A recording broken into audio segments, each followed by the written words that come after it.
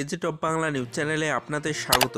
এই মুহূর্তের পর সবথেকে বিরাট বড় খবর, ঘূর্ণিঝড়ে ক্ষতিগ্রস্ত এলাকা পরিদর্শনে মুখ্যমন্ত্রী প্রফেসর ডক্টর মানিক শাহ, প্রশাসনিক সহায়তার আশ্বাস। কি বললেন দেখুন, বিস্তারিত জানিয়ে দেব, সঙ্গে থাকবেন।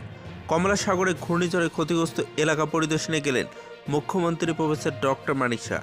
রাজ্য সরকার ক্ষতিগ্রস্তদের পাশে রয়েছেন, এমনটাই প্রতিশ্রুতি দিয়েছেন তিনি। প্রসঙ্গত রবিবার সকালে কালবৈশাখীর ঝড়ে বিভিন্ন মহকুমার পাশাপাশি ব্যাপক ক্ষতি হয়েছিল কমলা সাগর বিধানসভার অন্তর্গত লেম্বুতলি, চম্পামুড়া সহ কিছু এলাকায়, এবং ঝড়ের তাণ্ডবে লণ্ডভণ্ড হয় মানুষের বাড়িঘর সহ রবার বাগান। ক্ষতি হয়েছে কৃষিজ ফসল।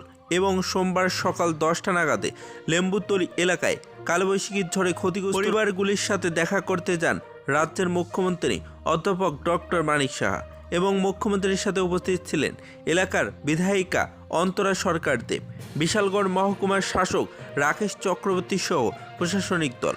রাজ্যের অন্যান্য স্থানগুলিতেও ঝড়ে ক্ষতিগ্রস্তদের বাড়িঘর পরিদর্শন করে ক্ষয়ক্ষতির নিরূপণের কাজ করে চলছেন প্রশাসনের দায়িত্বপ্রাপ্ত কর্মকর্তারা। ক্ষতিগ্রস্ত পরিবারের বাড়িঘরে গিয়ে তাদের সঙ্গে কথা বলেন এবং তাদের ক্ষয়ক্ষতির হিসাব জানার চেষ্টা করলেন।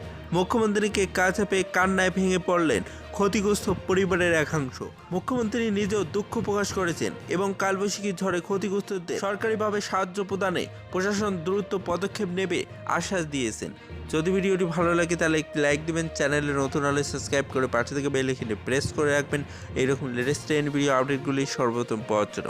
বিয়ের পোর্ট এজে টপ বাংলা।